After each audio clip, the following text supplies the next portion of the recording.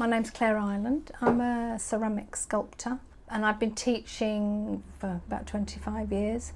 My studio now is based here at Kew Bridge Steam Museum, and that's given the opportunity to have a bit more space and set up specialist workshops. Really, we're decorating with smoke and fire. So it's been fired once, so biscuit fired. Then it's soaked in a solution of salted water for about 3 hours.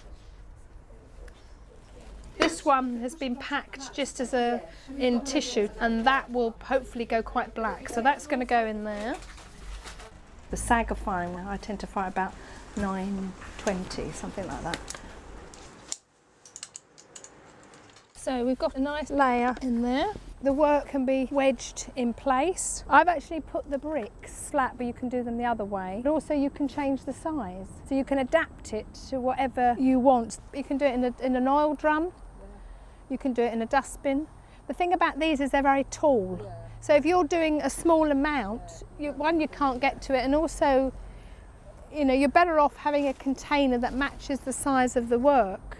And you can have a paving slab underneath, or you could just do it onto the soil. If it keeps going and it doesn't go out, we tend to leave it overnight. It's very ritualistic, this, isn't it? We have a layer of sawdust, a layer of kindling, scrumpled up newspaper. Then we put the pots onto that, and then we build similar layers, and then wood on the top, set light to that, let it burn and get going, and then we'll cover it. Just raise it up on a little kiln prop, put scrunches of newspaper around it, and then just set light to it. And it takes 15-20 minutes, whereas the other one takes 10 hours. Yeah.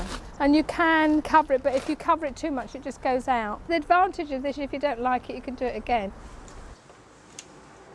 Made a little pile of sawdust, sprinkled it with salt and copper carbonate. He's just soaking it a bit in terps. And then this will be ignited, and then a bit of straw put on. Cover it to create a bit of an atmosphere, and it'll trap the flames and the carbon under the bucket. So we'll have a look. So it's burnt down quite well. Sometimes you think, God, nothing's happened to them at all. Sometimes we've only... Oh, that's better. Oh, that's lovely, isn't it? Oh, there we go. Okay. And they'll probably be a bit lighter. Is this a bit warmer? We'll give them a bit of a wash as well. It'll hopefully reveal a few. Is it? I think it's done really well. It's always difficult to know how it's going to go, and every time it's so different. But in fact, when you first open it up and you think, oh, it hasn't happened very much. But once you've given it a good wash, and then you maybe put a bit of wax on it, it brings out all the little details. Actually, it's sometimes far better than you realise. So we'll see once we've washed them all. Oh, God, that's gone green.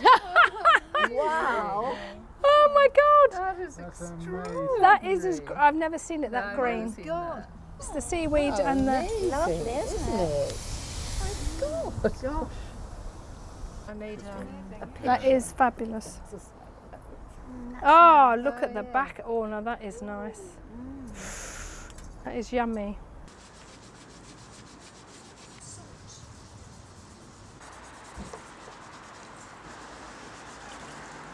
Wire wool, you can see just the fine lines where it's just very linear, and then when it's intense you get this rust, and then you get a softer brown as it's slightly finer and probably slightly away from the surface. This has been trapped under the copper wire, so that's gone quite strong, and then it's softer.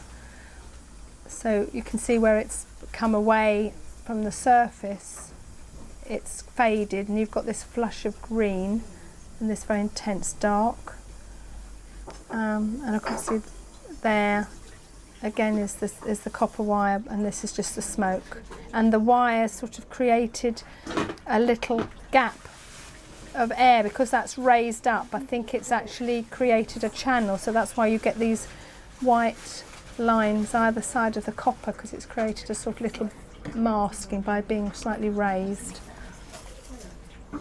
This is all incidental, so without really making too much effort, which is always the same. We spent hours, tantalising the other piece is that all these were just plain white tiles laid over the top of each other, and it's absorbed all the marks and the, you know, things of the wire wool, the copper, the seaweed and the salt. So this one's the Saga firing, and basically it was in a box with lots of other things, with seaweed, sawdust and oxides and maybe a little bit of copper. This one was fired in what was the box up in the garden, so we tend to call it a sawdust kiln. This one was also soaked in salted water, so that's why you've got such a pink quality, and this obviously wasn't, so very different. Now this one was fired in the pit, and this was literally wrapped in newspaper and put in the pit with layers of sawdust and wood, and then we really got the fire going and left it for about 30 minutes, and then we covered it, and that was left overnight. It's been soaked in salted water, but it was also been burnished, and then Matthew's waxed it as well, so it actually brings out all the detail. So these haven't been waxed yet, and they'll actually, you know, you'll be able to see a lot more of the subtle detail